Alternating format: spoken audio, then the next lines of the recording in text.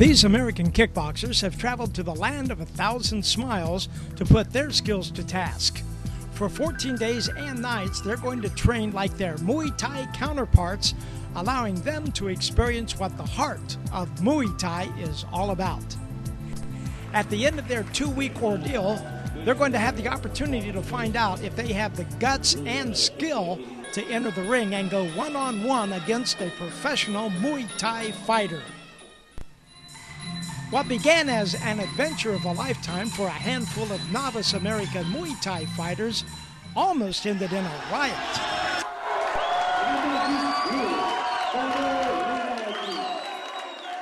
To set the stage, let's turn the calendar back a couple of weeks as 6 Americans touched down in Thailand. This wasn't so much a vacation as it was a serious training seminar and an opportunity for these fighters to experience firsthand how training is done in Thailand.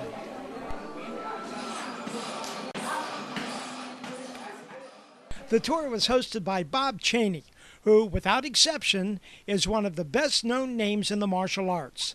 A karate champion in his day, Master Chaney runs one of the most successful martial arts schools in the nation, teaching Taekwondo and Muay Thai. Few, if any, Americans have the contacts and connections to the sport of Muay Thai inside of Thailand as Chaney. From the generals that run the country to the stadium owners, Chaney has rubbed elbows with them all. I've been on several trips to Thailand with Chaney where I personally experienced what it was like to train in a Muay Thai gym. But my role on this trip was just to observe, so I left my wraps at home and grabbed my camera instead. First, let me say that Hollywood couldn't have put together a better cast of characters for this outing. There was Thomas Wildman Denny, a mixed martial arts champion, a professional fighter that eats, spits, and growls testosterone. Next was Morris Mushwash. Never have I met a funnier guy. Born in Jordan, he spent 6 years in the U.S. Army before becoming a citizen. His humor and good nature was the glue that bonded this group. Then we have the kid, Mason Reynolds, a 20-year-old that had never been on a plane before, let alone out of the country. This youngster was the guy everybody wanted to just take under their wing. Next was Chad Higgins, a 30-something-year-old auto mechanic with a handful of smokers to his credit, but only a few months of actual Muay Thai experience under his belt. He was thoughtful, intelligent, and often the voice of reason when the road got a little rough. Val Eady was the strong, silent one of the group. Standing more than 6 feet, sporting a muscular frame, he was a man of few words. Like Denny, Val is also a professional martial artist who owns his own studio in California. Chaney's Thai wife was an invaluable asset to the group, not only because she speaks Thai and English, but her ability as a Muay Thai trainer is second to none. Chaney himself was among the walking wounded, as he had just had surgery on his arm and kind of limited to what he could do. However, Bob hired Hatie, a well-known Muay Thai trainer and fighter from Bangkok, to act as the group's official trainer.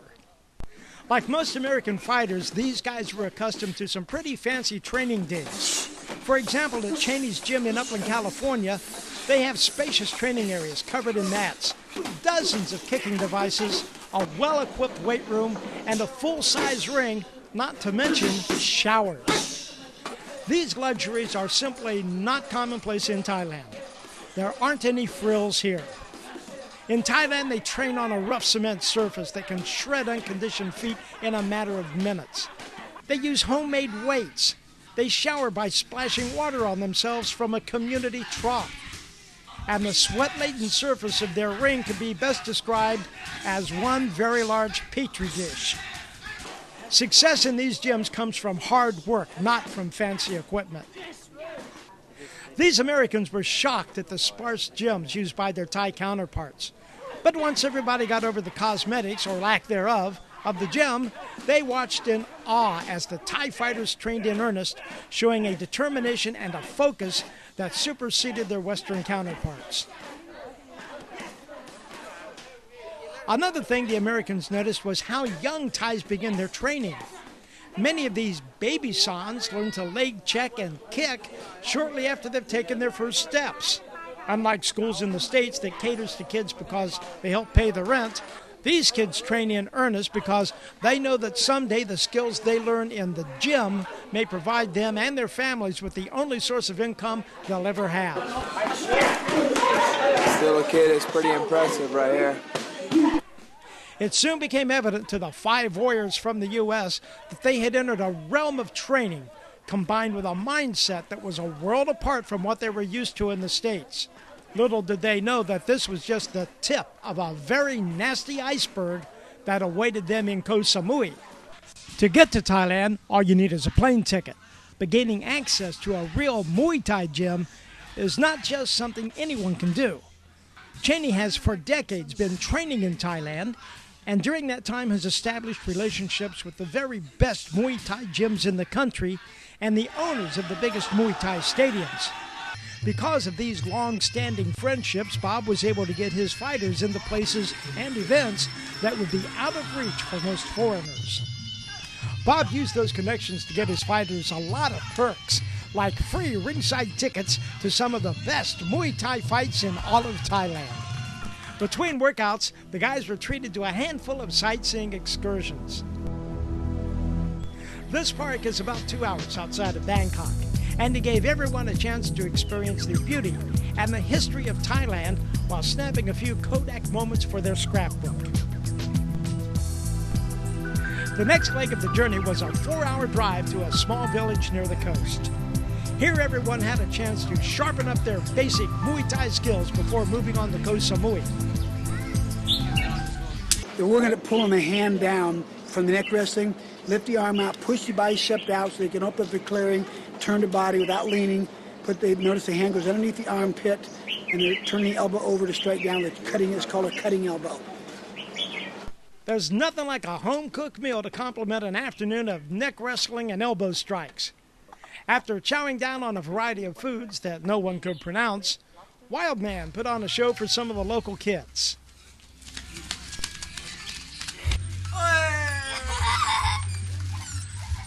With playtime over, it was time to hit the road, literally. The daily runs were nothing short of grueling. Bob was pushing his team to the limits because he knew what they were in for when they got to Koh Samui.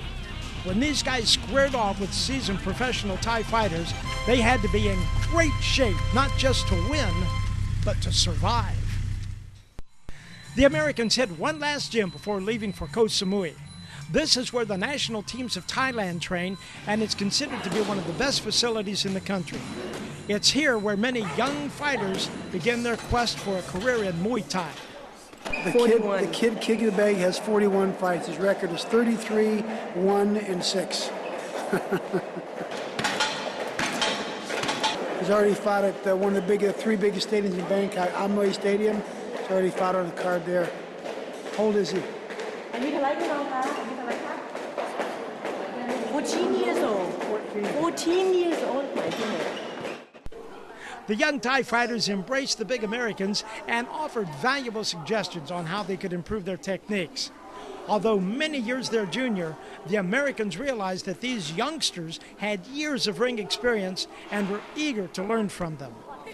The trainers took everything up a couple of notches as each fighter began to hone and sharpen their individual skills. Everybody put in a hard day's work before leaving for Koh Samui. The ferry ride to Koh Samui gave everybody a chance to kick back, rest, and recover from their rigorous training regimen. Samui is just a tiny dot on the world's map, but it is here where Morris, Val, Denny, Chad, and Mason would find out just how hardcore Muay Thai training could be, and in the process test not only their mettle, but also their heart. Our accommodations in Samui put us right on the beach in Tahitian-style air-conditioned huts. From here, it was just a short walk into town, or Party Central, depending upon your agenda. To say the least, Samui is filled with distractions. One thing's for sure, you're definitely not in Kansas anymore, Dorothy. Known around the world for its massage parlors and rowdy nightlife, this island resort has all of that and a lot more. Samui is also a shopper's paradise, offering deals on everything from clothing to electronics. The boys from California roam from shop to shop, bagging a variety of souvenirs along the way, and while bargain hunting, the guys found out that their reputations had preceded them. Chaney had arranged for several members of his team to experience their first Muay Thai fight in the most popular stadium on the island. And much to their delight and amazement, the Americans were hailed as local celebrities by the time they hit the island. Their names were on giant banners and flyers all over town, announcing their upcoming fight. John Hogan's. That's me. Muscle Reynolds. Or Hogan's fight. Yarpe. If there's your match. That's pretty rad. Crazy. Where are you? Mason Reynolds. Following a night on the town, the Americans went to their last gym. To say the least, it was a rude awakening. This place made the sparse gyms in Bangkok look like a palace. Each man was now going to realize firsthand why these Thai fighters worked so hard to earn a ticket out of Koh Samui. Well, as you can see, Terry, these conditions here, this camp are crude. I mean, by American standards, they're filthy. I mean, they're dirty. But you know, this is a different life over here. These guys are here for serious business. You look at the gyms in America, and they get beautiful mirrors and carpeting and nice matted floors and all those wonderful things like your home. They don't have that here. These guys are here because they have to be here. It's their only way of life. It's a way of making something of themselves, getting out of the streets, making something with their life. It motherfucking stinks. Oh my God. How the hell am I gonna fucking train when it stinks like this?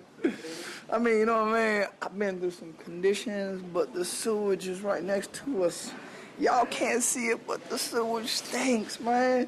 There's this, you can't smell it through your camera, but there's sewage right here at my feet, but, it's a little different.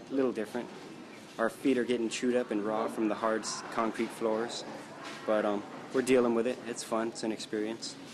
We're living the life of luxury in our gyms at home. Okay, so why would anyone want to train in what amounts to being a toxic dump? Well, because it's part and parcel of the Muay Thai experience in Thailand, and that's what these guys signed up for. Under the heading of what doesn't kill you only makes you stronger, our lads not only endured, but they also embraced the training regimen. We do what they do, and we'll be better than them, or as good and better. So we just gotta have to live through it and just go and train hard. It's all about training. In the process, they earned a lot of respect from the Thai fighters that they would soon be squaring off with in the ring.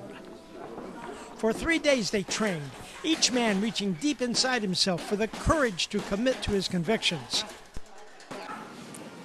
It's bad. Look around. I mean, look around what we're training in. We're going to stay here. It's rough, These guys stepping in the ring, hats off to them. I was supposed to fight, but I'm not in shape enough, and I'm that scared of a fighter. If I'm not in shape, I don't fight. So these guys right here are going to step in the ring and do their thing Friday. I wish them luck. I'll be there behind them. A month earlier, it was easy for them to boast about their desire to square off with a real Thai fighter in a real Muay Thai stadium in Thailand. But with that reality now just a few hours away, the old saying, "Be careful what you wish for because you just may get it," had new meaning for each and every one of them. Case in point was Mason when he came down with a bad case of the butterflies and wanted to back out of the fight. Chaney tried to build his confidence with positive reinforcement. Wildman, on the other hand, had a more intimidating tactic to encourage his teammate. How am I supposed to go out there and do the run when you're wanting to quit the whole time? How's that going to keep me motivated to run? When I stop, I'm at the front of the pack. I can run at the front of the pack the whole time, because I'm in shape. I know I am. I can. But I draw back to help you and to encourage you. But if I'm going to draw back and all you're going to say is negative comments and you want to quit and you want to stop and you're not ready to fight, how do you think that's making me feel? You can't affect. Then I have to come back here and I have to try to train after hearing that the whole time. I'm trying to train, keep my mind. I've had relationships with these people for a long time. Josh screwed up over here. You can't. Eventually, Mason realized that this was the opportunity of a lifetime, and he found the courage to face his fears and go on with the fight. After 2 weeks of intensive training, the day was finally at hand.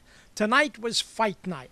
So Chaney gave everybody the day off and some time to have some fun and prepare mentally. The first order of the day was a relaxing Thai massage on the beach. After a few hours of pampering, it was time to have a little fun, Thailand style. What would a trip to Thailand be without an elephant ride? No seatbelt there. Everybody boarded a pachyderm for a slow saunter into the countryside, after which we took a little hike to a nearby waterfall where everyone spent some time wading in one of nature's whirlpools. Soon it was time to return to the hotel to rest and to get ready for the main event. Wildman wasn't scheduled to fight because he had a championship cage match upon his return to California. And Val at first wasn't going to fight, but at the last minute, he decided to join the fray. However, Morris was extremely disappointed when he learned that the doctor would not allow him to fight because of a knee and ankle injury that he received while training. Well, I was looking forward to fight. I've been training. We came here to fight, and I'm a little bit disappointed just because I don't want to let the guys down. I came to train, and I really just want to get the experience. Whether lose, win, draw, it's all just part of life, and I just want to be with the guys. And it's too bad my knee ain't gonna help me, but live through it and come back next time. The Samui Stadium was filled to capacity the night of the fight. The crowd roared to the action provided by the local fighters as they kneed and elbowed their way to victory. But the real attraction this evening was a handful of strangers, these round eyes, who dared to step into the squared circle against local Muay Thai fighters. Because Chaney was good friends with the vice president of the stadium and had long ties with the owner, he was able to arrange a friendly match between several of his novice fighters and a couple of the local boys. They struck a gentleman's agreement that no elbows would be used. However, when the Americans started pounding the Thais with their boxing skills, that agreement went out the window. Mason was up first and he came out swinging. He rocked the Thai with several good punches and held his own in neck wrestling. And then Mason made a rookie mistake. He dropped his guard, and that allowed the Thai fighter to land a solid uppercut to his chin. Mason crumbled to the mat, and he was out like a light. Wildman was very upset. He claimed that the Thai had set up the KO punch with an elbow, and as we know, there were not supposed to be any elbows in these fights. Next up came Val. He was a formidable-looking foe as he overshadowed his smaller and rail-thin opponent. At the sound of the bell, it was again the Americans' boxing skills that prevailed. Val landed punch after punch, backing the startled Muay Thai fighter up against the ropes. Then the Thai fighter landed a handful of nice kicks to the tall American's legs, but it had very little effect on Val. Frustrated, the Thai then unleashed a crossing elbow that found its mark, dropping Val to the canvas for the count. Chaney and Denny were furious. They screamed, they jumped up and down, they called the ref and the fighter every name in the book. Their actions incited the predominantly Thai crowd into a barrage of jeers. Of course, the audience had no way of knowing that this was a no-elbows fight. They just thought the Americans were being sore losers. Their jeers merely added to the fuel of Chaney's fury. Chad was the last fighter on the card, and he made a good showing with his hands, and unlike his teammates, he made it to the second round. However, shortly after the bell sounded in round 2, he was backed into his own corner when the Muay Thai hit the fan. First, his opponent threw an elbow that whizzed past his head, and instead of protecting himself, Chad looked over to Chaney and protested the elbow. That was a bad move. The instant he took his eyes off his opponent, the Thai charged in, landing a vicious elbow to his head. Blood began spurting from a 2-inch gash along Chad's forehead. Chad was stunned, but he was also ticked off, and he was ready to resume the fight when Chaney jumped up and entered the ring with Wildman right by his side. They were going after the fighter and the referee. Fortunately, calmer heads prevailed, and a disaster was averted as both sides realized that a fight after the fight would be a lose-lose situation. Instead, they arranged for a rematch the next time the Americans are in town. To a man, the fighters all agreed that it was an exceptional experience, and they were all willing to do it again, but the next time they would enter the ring armed with elbows of their own, and a newfound respect for the term, protect yourself at all times.